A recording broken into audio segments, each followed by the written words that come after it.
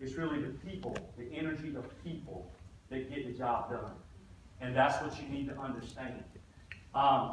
If you look at our linemen, they're the ones that go out and get it done every day. They're out there this morning, wind ripping them in the face, buckets going back and forth, but they're out there doing their job and getting the lights back on. They do an incredible job.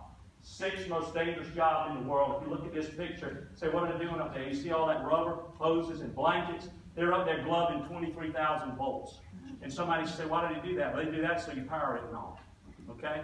And that's what they do. And somebody said, can you equate that to how dangerous that is? Well, I'll tell you this. When you go back to the office today and you go to type on your keyboard, you can only type on your keyboard and your arms can't touch the top of your desk. If they do, you're dead. And if they get outside that rubber and they touch any of that conductor, they're dead. That's what they do each and every day. So it's really about people and how people make a difference. And that's what I really want to talk to you about. If you don't remember, this is the 20% that you can believe. Forget about the other stuff. Because it's just material and work processes and things of that nature. But what really matters are the people and the people that you're with every day. Have you ever thought about this? Kick out sleep and you spend more time with the people at work than you do your family at home that you love and they love you. So from a quality of life issue, if you don't get along and really know the people that you work with each and every day, and y'all aren't a team, then your quality of life suffers. It stinks. And so it's important you have an appreciation and celebrate the successes of what people do. I buried 2 employees. 2. One went out, grabbed a single wire, grabbed himself to a pole ground, was electrocuted. The other one had a big GSU, radiator on a forklift, weighed 80,000 pounds, got off the forklift because it started heating, went and put it back up, flipped off, cut him in 2. I could take it right to the spot. Each one of those families asked me to come in and eulogize those employees. And I can promise you this, thank God, I took the time to know those employees while they were employees, beyond somebody from Human Resources handing me an employee file and saying, here, go read some of this to them at the funeral. Well, guess what? All that family gathered on those first 5 and 6 rows, you'll ring hollow. You'll ring hollow. So when you go back to your place of business, that's what you need to think about when you go back to those people that you work with each and every day. What if you're asked to do that? I go to the burn unit. I've been there 16 times. The doctors and nurses at the burn unit in Augusta, they don't even stop me. They know me when I go in there. It is a difficult job. But let me tell you this, and remember this. When you talk about percentages, you can forget about 20%, but you better remember this if you don't remember anything else today. Leadership, and you're a leader in this industry. Leadership is doing 25% of the things that you have to do. That you have to do. It's just 25%. You say, man, we come from the nuclear. We got the NRC. I mean, we don't do things right and follow rules and regulations. Plants shut down. People go to jail. Well, why are you sitting here telling us it's just 25%? It is. As important as it is. Securities and Exchange Commission, NRC, any of that regulation, you've got to do it. That's 25% of what leadership is. 75% of leadership are doing the things you don't have to do. And remember this, Sir Winston Churchill said, you make a living by what you get, you make a life by what you give. By what you give. Let's talk about leadership, one other thing. Saying, why are you showing me shopping carts?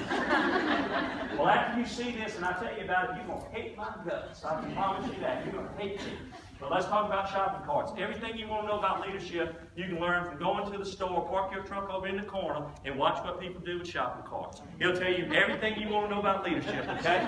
And I'm going to tell you about it right now, and this is not sponsored by the National Grocers Association. And I'm going to tell you about leadership, and this is what leadership is. You take those grocery carts and you go there and you watch. What do people do? They come out of the grocery store and they push in the shopping cart, and what do? They push it right on out the parking lot and they take it home. Okay, they steal it.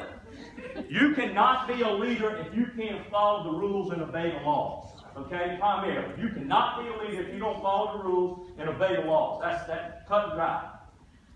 What do other people do? They come out of the grocery store, they got the cart of groceries, and they come over there, and what do?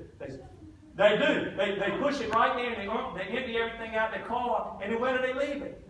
Right there. And I'm always parked there. But they leave it right there. What does that tell you about leadership? If you can't take care of yourself, you can't take care of others. If you can't take care of yourself, you cannot take care of others. You got people that come in, and they come in, they push the groceries out there, they put them in the car. After they push them in the car, they go in, they take the shopping cart, and push it into the little receptacle right there. They did exactly what they were supposed to do, right? In today's age, working in nuclear with all the rules and regulations and all the employees that are around you each and every day looking at you to be an example, that is not enough. That's doing 25% of what leadership is. Just doing what you've got to do to get by and get home. That's just 25%. Okay? Here comes the part where you hate. You got to go out there and you take that cart and you put your groceries in the car. And then you go and you grab up a couple other stragglers. I didn't say you had to push the whole row. You grab a couple stragglers and you push it back into that grocery store. And what have you done in that very simple scene that is so critical and means everything about what leadership is all about? You took that very simple scene and you left it better than you found it. And that's what leadership is all about. Any situation, regardless of how minor, how big, whatever it is, you endeavor to work your tail off, have a work ethic, and use good judgment to make it better than you found it. People ask me, how do you look to promote people within your organization? Okay? And this might not cut it for how most people look at it, but this is all I need to know. Number one, good judgment. Leadership, good judgment. I'd rather have somebody working for me who's not very smart and uses good judgment 100% of the time than having somebody who works for me who is brilliant and uses good judgment 50% of the time. Use good judgment. The other thing is, I see this all the time. For a leader, how do you treat people who can't do a dang thing for you? I call it the elevator thing.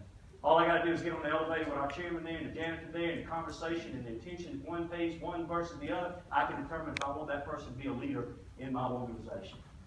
And now I'm going to close with this and keep y'all right on time. It's about you've got to have the right perspective in your life. The right perspective in your life.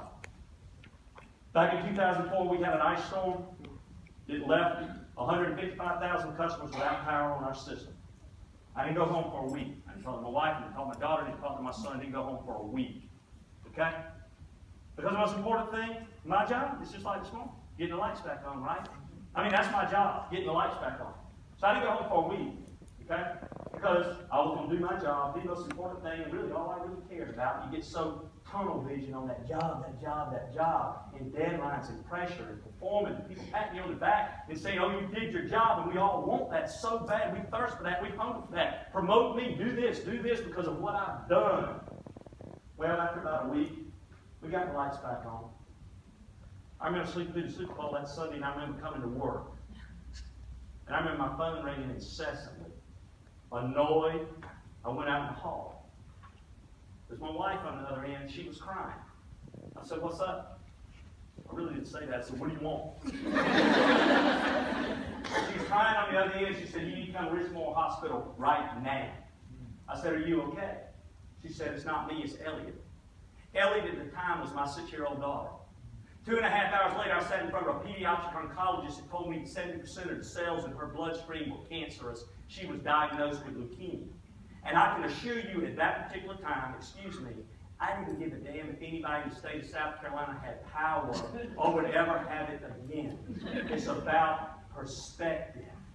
Perspective. I can tell you another thing, since that day, I ain't had a bad day in the office.